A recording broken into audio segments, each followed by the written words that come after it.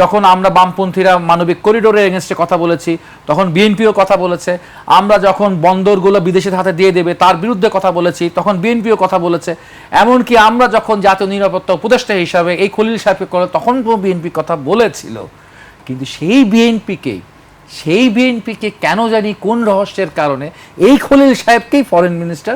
বানাইতে হলো। অর্থাৎ খলিল সাহেবরা যখন বাংলাদেশের ফরেন মিনিস্টার হবে আর সেই ফরেন মিনিস্ট্রি থেকে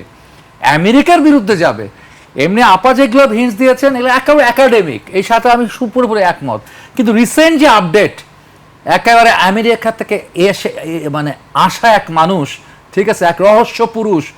আমেরিকা থেকে আসলেন, সার্ভ করলেন উপদেষ্টা মণ্ডলীতে। বাংলাদেশের রেওয়াজ হচ্ছে বাংলাদেশের ইন্টারিম গভর্নমেন্টের যারা অ্যাডভাইজার হয় তারা কখনো পরবর্তী গভর্নমেন্টের দায়িত্ব নেন না বা মন্ত্রী হন না, সমস্ত রেওয়াজ ভেঙে, এবং বিএনপি যেখানে তার বিরুদ্ধে শক্ত অবস্থান নিয়েছিল সেই জায়গা থেকে বিএনপিকে রিট্রিট করে খলিল সাহেবকে তার পররাষ্ট্র